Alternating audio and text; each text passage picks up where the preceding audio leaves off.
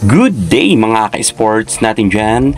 VVL on Tour 2025 standing update tayo. Alam nyo ba na hindi makakapasok ang ibang team sa next round at pagdating sa Pool A ay meron ngang malalaglag na dalawang team. Sino ang apat na mapalad na papasok para nga sa next round? Dito pa lang sa ating prediction at standing ay kitang-kita na ninyo at malalaman na kung sino nga ang papasok para sa quarter final. Alamin nyo at panoorin hanggang sa dulo para malaman nyo kung ang hinahangaan ba ninyong team ang susunod na makakapasok sa next round. Pero bago ang lahat, kung bago ka muna sa aking channel, subscribe na. Click ang ating notification bell para lagi kang updated sa lahat ng issues sa volleyball. Susunod na.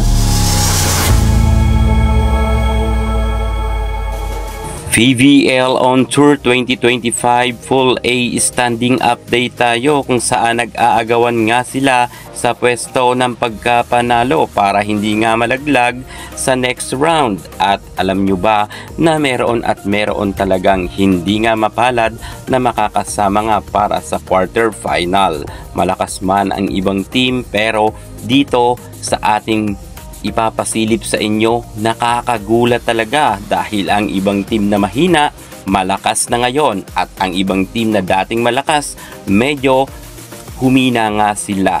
At dahil dito ay nanganganib nga ang ibang team na kahit sabihin natin na medyo malakas ay meron silang tsansa na hindi mapasama nga para sa next round. Sisilipin natin kung sino ba ang matatag na team. Grabe talaga ang pasabog sa VVL on Tour. Meron ngang mga nakakagulat na revelasyon dahil talagang ang agawan sa kanilang pwesto, paunahan nga sila na makapasok.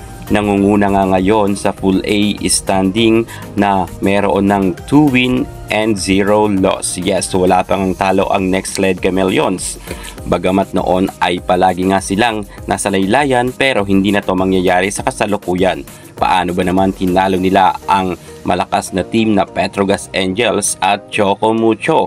Nalusutan yan ng Next Led Chameleons kung kaya sila ang nasa number 1 standing. Number 2 standing naman ang Petrogas Angels na meron ngang isang panalo at meron isang talo. Natalo nga sila ng Next Led Chameleons at nanalo naman sila kontra naman sa Galleries Tower High Risers. May pag-asa ang Petrogas Angels kung sa mga susunod na game ay manalo pa sila pero may chance rin na malaglag nga sila pero malakas ang Angels. Nasa number 3 standing naman ang Choco Mucho na meron isang panalo at meron rin isang talo. Ang Choco Mucho nga ay tinalo rin ng Next Led Chameleons, ngunit ang Choco Mucho nalusutan naman nila ang Galleries Tower High Risers kung kaya meron nga silang panalo. Isa rin ang Choco Mucho sa medyo tagilid pero sa tingin ko makakapasok rin ang Choco kagaya ng Petrogas. Number 4, PLDT na meron isang panalo. Wala pa kang talo ang PLDT dahil isang game pa lang sila. Napataob nga ng PLDT ang Farm Fresh Foxes bagamat isang game pa lang sila at isang panalo, kinakailangan pa rin nilang magsipag dahil baka maagawan sila sa pwesto. Pero malakas ang PLDT. Samantalang nasa number 5 standing naman ang Galleries Tower High Risers na kung saan meron na nga silang dalawang talo. Tinalo nga sila ng Petrogas Angels at ng Choco Mucho. Sa kasalukuyan ay meron na nga silang dalawang game at meron pa nga silang natitirang 3 game. Kinakailangan na malusutan nila ang kanilang makakalaban para makaagaw sila sa pwesto at makapasok nga para sa next round. Pero grabe talaga, may chance silang malaglag na.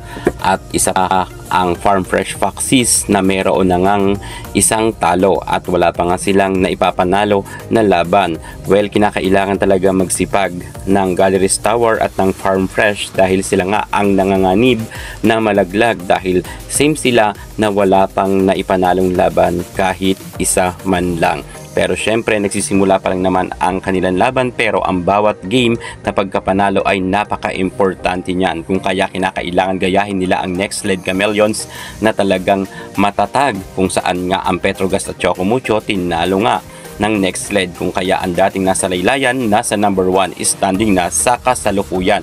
So sa tingin nyo, sino ang malalaglag? Comment na kayo sa baba.